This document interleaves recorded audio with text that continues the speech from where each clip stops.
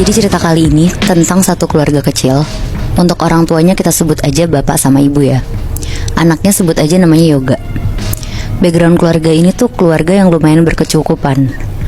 Cuma karena bapak udah pensiun dari kerjanya, lama-lama tabungannya tuh menipis. Ditambah Yoga yang udah nikah sama istrinya, namanya Ira, belum kerja dan ngandelin duit bulanan dari bapak. Sampai akhirnya setelah setahun Yoga menikah sama Ira, bapaknya tuh meninggal. Ibu yang udah nikah puluhan tahun sama bapak tuh benar-benar terpukul karena ngerasa bapak itu satu-satunya teman hidup ibu. Ya walaupun ibu juga tinggal satu rumah sama Yoga dan Ira di rumah bapaknya, tapi tetap aja ya, namanya juga istri ditinggal suami, pasti berasa banget kan Mui. Karena ibu itu ibu rumah tangga dan Yoga belum kerja juga, akhirnya Yoga tuh jadi ngerasa lumayan susah hidupnya. Sisa tabungan bapak juga benar-benar tinggal sedikit buat makan sehari-hari. Selama masa duka, Yoga tuh selalu minta duit ke ibu. Ibu yang sering dimintain tuh lama-lama ngomong ke Yoga, "Nak, kamu mulai cari kerja, gak bisa ngandelin duit sisa tabungan bapak terus. Sudah mau habis nak." Ngedenger itu Yoga tuh cuma iya aja, tapi tetap gak nyari kerja. Sampai akhirnya beberapa bulan kemudian, ibu mulai gerah lah sama sikapnya si Yoga ini. Karena cuma sehari-hari tuh di rumah, males-malesan. Akhirnya ibu mulai nyindir-nyindir Yoga sama Ira. Kalau ibu lewat terus mereka lagi nonton TV, ibu kayak nyindir, "Kerja orang mah hari gini di rumah doang." Ira tuh kaget di situ, karena ibu tuh tipe orang yang halus, baik banget. Pokoknya selama Ira nikah sama Yoga. Tapi sekarang tuh ibu jadi berubah banget.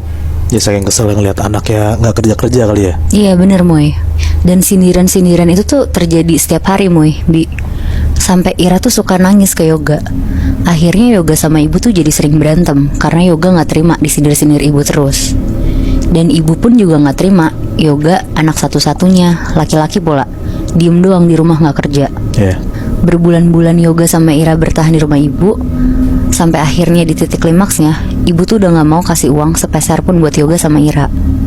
Di situ Yoga tuh gak terima banget. Akhirnya Yoga sama Ira tuh milih buat pakai jalur pintas. Mereka ke dukun untuk minta kekayaan secara instan. Tapi gak berhenti di situ aja. Mereka juga minta ibu untuk gak nyebelin lagi ke mereka. Mereka minta kalau bisa ibu tuh diganggu aja sama, dalam tanda kutip, jin kiriman dari dukun itu. Kurang ajar ya. Beberapa hari kemudian setelah pulang dari dukun itu, Yoga sama Ira tuh jadi sering keluar rumah. Bukan karena kerja Moy, Bi, tapi shopping. Bener-bener setiap hari ada aja yang dibeli sama mereka berdua. Nah ngelihat itu, ibu yang ngerasa gak pernah ngasih duit ke mereka lagi tuh curiga sama mereka. Ditanyalah sama ibu, "Kamu kerja apa sekarang Yoga?" Tapi Yoga malah ketus ke ibu. Udah bukan urusan ibu, yang penting Yoga gak pernah minta duit ke ibu lagi. Ngedenger itu ibunya marah banget kan, karena ibu tuh ngerasa semenjak gak ada bapak, sikapnya Yoga tuh jadi kurang ajar sama ibu.